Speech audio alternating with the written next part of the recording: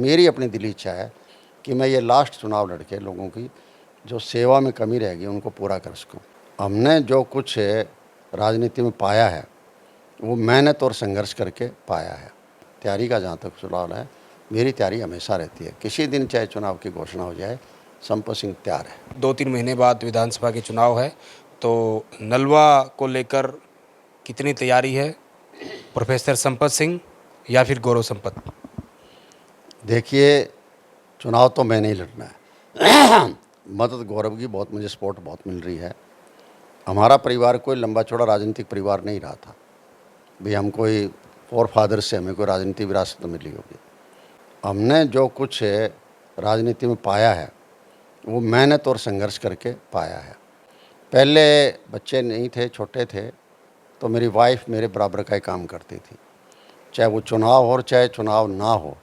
जो कार्यकर्ता जो आदमी लोग आते थे, चाहे वो मिनिस्टर आऊँ चंडीगढ़ आते थे और चाहे यहाँ आते थे, तो वो भी काफ़ी लोगों को अटेंड करती थी, लोगों को सर्व भी करती थी और उतनी जानकारी मेरे से ज़्यादा बल्कि इनको जानकारी थी।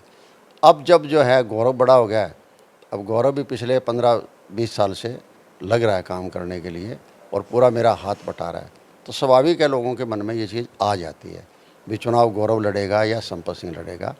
ये चुनाव तो संपत सिंह को ही लड़ना है, अगर पार्टी चाहेगी तो। अगर पार्टी ये सोचेगी हमने तो युवाओं को देनी है, फलाने को देनी है, वो एक अलग बात है। मेरी अपनी दिली इच्छा है कि मैं ये लास्ट चुनाव लड़के लोगों की जो सेवा में कमी रहेगी उनको पूरा कर सकूँ। वैसे तो मैंने जो कुछ सोचा है उस चीज़ को काफ़ी मैंने पूरा भी किया है और लोग इस बात को मानते भी हैं। और अब भी मेरे दिमाग में ये है कि ये लास्ट चुनाव लड़के और लोगों की जो है ना सर्विस ज़्यादा से ज़्यादा करी जाए, मेरे जो कि अनुभव का वो लोगों को फ़ायदा दिया जाए, ताकि जो है ना हर तरफ से बजट ले आके और लोगों की सेवा की जाए। इसके पहले जो मैं 5 साल रहा था, एमएलए ही था, चीफ मंत्री नहीं था मैं। एमएलए होते हुए जो है ना मैंने ज़बरदस्त लोगों के लिए काम किए थे।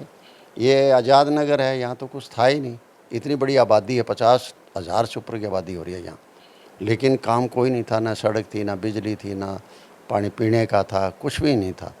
और मैंने यहाँ हरियाणा सरकार से हुड्डा साहब की रैली रखे और उनके सामने जो समस्याएं पेश की थी, बहुत अच्छा को उन्होंने मदद करी और मैंने उसको लोगों तक वो समस्या को दूर करने के लिए लोगों तक हर चीज़ को पहुंचाया। इवन सेंट्रल सरकार से भी मैं प्रोजेक्ट यहाँ लेके आया था, स्लम डेवलपमेंट हाउसिंग दोनों का, करीबन 2 करोड़ रुपए हाउसिंग के लिए मिले थे और स्लम डेवलपमेंट के लिए जहाँ गलियाँ पक्की करनी थी, जहाँ सीवरेज बिछाना था, पानी का काम करना था, उसमें भी कंट्रीब्यूट करने के लिए जो है ना वो प्रोजेक्ट करीबन 18 करोड़ का मैं बना के मंजूर करा के लाया था। तो इस तरह की सोच मेरी ये थी कि जहाँ से कुछ पैसा मिल सकता हो, जहाँ से कोई मदद मिल सकती हो, उस मदद का लोगों तक फ़ायदा पहुँचाया जाए। तो चुनाव लड़ने की तो मेरी है। जहाँ तक तैयारी का सवाल है, मैं तो हरदम तैयार ही रहता हूँ, लोगों के बीच में रहता हूँ, बाहर कम से कम जाता हूँ, ज़्यादा लोगों के बीच में रहना होता है। घर भी अवेलेबल रहता हूँ और गांव में भी कोई सुख दुख होता है तो उनके पास जाना आना भी रखता हूँ। सोसाइटी के हर सेक्शन से बात करता रहता हूँ और हर सेक्शन के बारे में सोचता भी रहता हूँ।